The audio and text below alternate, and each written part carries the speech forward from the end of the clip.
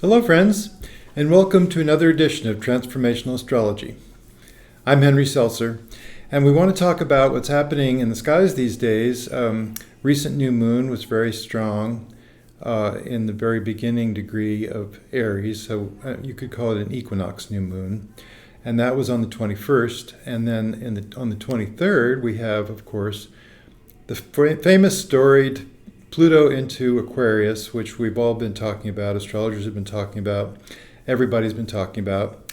And so let's take a look at that chart of the ingress of Pluto into Aquarius and see what we can see there. So you should be able to see the chart now, I think. And what we want to notice about this is several things. Okay, here we have, of course, Pluto all of a sudden in Aquarius. It's been in every time you've seen Pluto, you've seen the Capricorn symbol. In the last 20 years, almost.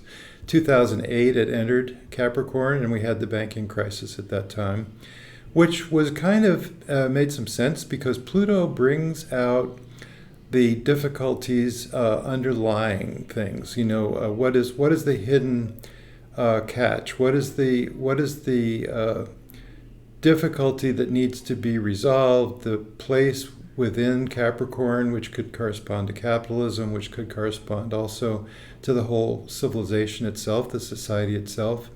What are the difficulties there? And of course, bringing out what at the time was another kind of a banking crisis that had just taken place. The economy took a dive, and everybody was thinking, well, that makes sense. Well, here we have, of course, a new sign. So Pluto is now going into Aquarius. And Aquarius, however, is another Saturn-ruled sign, and it does have to do with the social situation, the social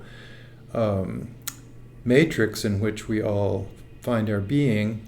And as we consider the age of Aquarius, which is something that we talk about as just kind of a general tenor of the fact that things are changing in this 21st century, it is perhaps becoming more the era of the humanistic philosophy of life as opposed to the previous age, 2,000-year age of the Pisces sign, because it's moving backwards. The equinox is moving backwards through the signs. It's called the precession of the equinoxes, and refers to actually the constellations, by the way. So this is the Vedic sign rather than the tropical sign, just to make it more clear, perhaps.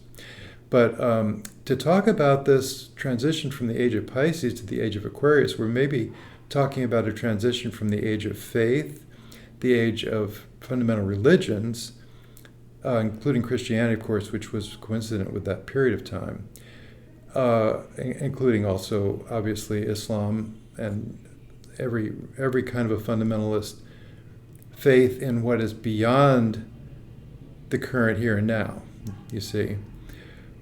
Towards a more humanistic viewpoint, which is very much involved in the here and now, and involved in the brotherhood of men and women, of course, and the sense that we are all in this together in one great global society. And of course, we've seen in recent times the internet become so important. I mean, how different is it today to be able to pick up the phone and call somebody in India, no problem? See what's happening on the other side of the world. You can't hide from it anymore. All the atrocities committed in Ukraine are becoming very well known instantly all over the world because, well, we have this global society that's emerging in this 21st century, and we really don't know what that's going to look like, do we? We know that it's a change. We know that there's the remnants of the old way of looking at things that's hanging on. But there's a movement to go for diversity of race and gender, so that we can have everybody kind of in one big melting pot, and that is what's kind of emerging in this time. So Pluto into Aquarius, representing a different stage in this. It's not the same thing as the age of Aquarius, of course, but it is a big shift, and it is a 20-year cycle. It'll be till around 2040, 44, I think. So it is interesting to see these things happening and to feel that it is a shift that people are experiencing. And guess what? We have another potential banking crisis. There's a little bit of that looming.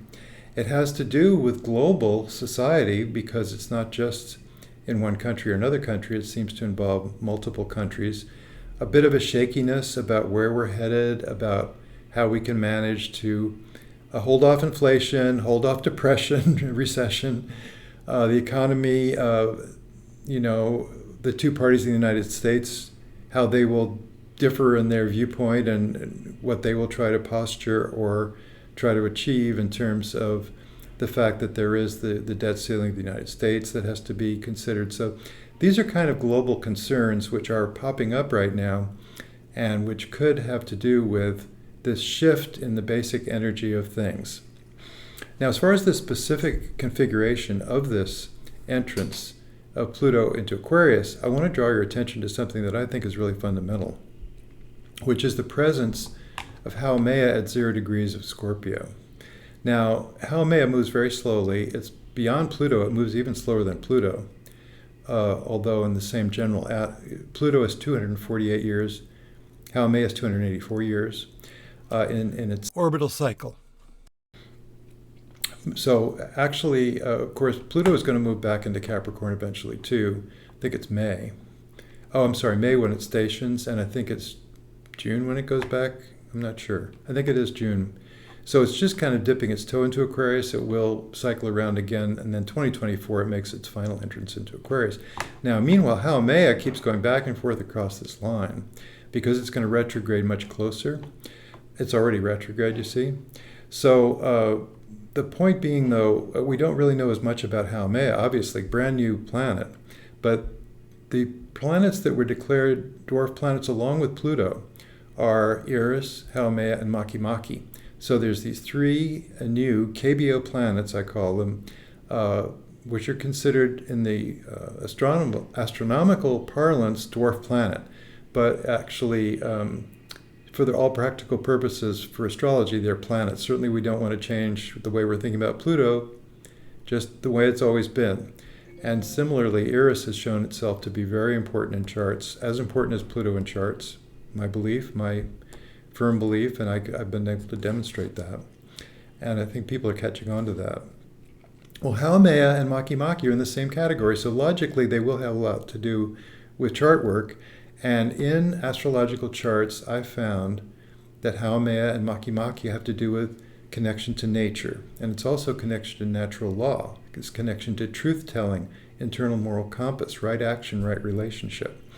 And very interestingly, with the previous new moon of February 20th, 19th and 20th, I was able to mention that Haumea and Makemake were very featured in that timing. And so since then, remarkably, what we've been seeing is that there's been a big push for truth in journalism. You know, there's been a whole thing about Fox News was actually very aware that they were lying about the Dominion voting machines, which that's the lawsuit, the defamation lawsuit, and that they're following the lie about there was an election mishap, glitch, or rigged election. That's the quote-unquote big lie, capital B, capital L, that's been promoted ever since that time, that is actually beginning to get caught up with itself, because in the courts, of course, 60 court cases, they never found any evidence of that.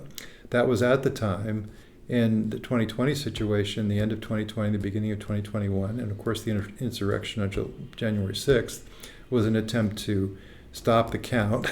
Let's not do this. Let's just keep the status quo. There's some consequences that are finally beginning to emerge in this timing, just as that February 20th new moon came along, and now we've had a recent new moon on the 21st. And what's really featured in a way in this recent new moon, which was at 0 degrees, you see, of Aries, right? That makes an angle, an inconjunct angle to this 0 degree of Scorpio. And of course, Pluto being right there, it was almost at 0. So there was quite a strong connection again of Haumea in this recent new moon as well. And we see it very specifically with the entrance of Pluto into Aquarius, makes this telling square to Haumea. And then Haumea, at the very beginning of Scorpio, a water sign, is also in a grand trine in water we have, it's in water in the sense that it's the 0 degree mark of Cancer that would be involved with Saturn also in Pisces, just entered into Pisces. So there's this grand trine happening where Mars is occupying the last degree at this point of Gemini, about to be in the first degree, of course, of Cancer. So this grand trine and this T-square, it's a T-square only in the sense that the moon is there right now. If we go and look at the next new moon, which is going to be at the 29th degree, it's 2 new moons in Aries. 0 degrees Aries we just had on the 21st. 29 degrees of Aries we will have, 29 degrees 50 minutes, we will have later in this next month on April 19th. And that's a T-square, you see, with Haumea, with Pluto. So I think it's quite interesting, this factor of the truth-telling, and I think that it is, not only the Dominion lawsuit and the discovery information from Fox News, all their emails about how they really didn't believe this big lie, but they thought that their audience really needed to hear it because that was what they wanted to hear, and they didn't want to lose the audience. They didn't want to have other right-wing media kind of exceed their capability of pleasing their audience of folks that really wanted to see the election go the other way, that they wanted to see Trump succeed rather than Biden succeed, and the left versus the right, all this stuff. So I do think it's a very intense time right now, and we have to be aware of that. It is a big shift of the signs, to have now Pluto entering into Aquarius, even though it will only dip its toe. It goes back to the last degrees of Capricorn for a little bit until the 2024 year. I think it's January 2024 that we have the final entrance of Pluto into Capricorn. Pluto from Capricorn entering into Aquarius. So these are crucial times, and it's really important that we keep our wits together. In this timing also, we happen to have, just as Pluto enters Aquarius, we happen to have Mercury at 8 degrees 55 minutes of Aries, opposite, guess what, Maki, this other new planet, 8 degrees 56 minutes of Libra. So there is quite a emphasis right now on, it could be also Earth issues, with these planets, because they are nature planets. The Haumea is actually the mother of Pele in Hawaiian mythology, and Maki goes along with the Rapa Nui people of Easter Island, also very involved in the cycles of nature, obviously, with indigenous societies. I just think indigenous societies are also getting more and more attention these days.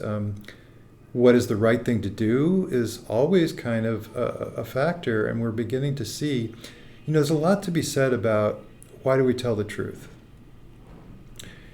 Some people would say we tell the truth because we might get caught, and so if there's a chance of that, we have to be careful on what we're saying. But as long as we're not going to get caught, which some people don't worry about that, then it's fine. We can lie however we want to lie. Not so much. There really is something about the right way to be, the right way to act, the right way to treat other people the way you would like to be treated. That's a thing. And it's a really important factor in today's world that we begin to seize a more humanistic approach that still features these basic verities. We have to try our best to do the right thing, to be where we're supposed to be in our lives, in our dealings with other people, and telling the truth. I see these in client work. I see these sometimes prominent. And I had a client recently, and I said to her, "Oh, you're one of those people. You always tell the truth. You're one of those people. Somebody gives you $100 bill in your change. You say, 'Oh, you gave me a $100 bill. My mistake. Look, this is $100.'" And she says, "Well, it's funny you should say that." She said, "I was in a parking lot, 7-Eleven parking lot, and I found $300 in folding money that somebody had dropped out of their pocket lying on the street. And I thought, poor guy, he probably just got his Social Security check cashed. It's Wednesday now. I don't want him to lose this money, he or she." So she went into the store and she said, "I found $300 in your parking lot that somebody lost," and they advertised in the paper for it. They said, "We don't know what to do. Nobody's ever done this before." So, there is such a thing as an internal moral compass that allows us, and we can feel really good about it when we connect to it, allows us to know there is a difference between right and wrong, between doing the right thing and not doing the right thing on the world stage and as well in our own individual lives.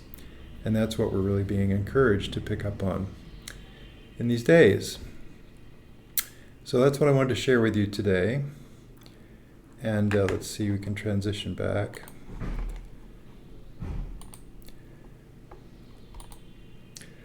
So best of luck, friends, with all of this. I think we all realize that our actions count and that we can all do our bit in the evolution of these times as we evolve, as the society evolves into a 21st century that can go a number of different ways, but we'd like to see it go in the direction of an emerging world culture of greater kindness toward each other.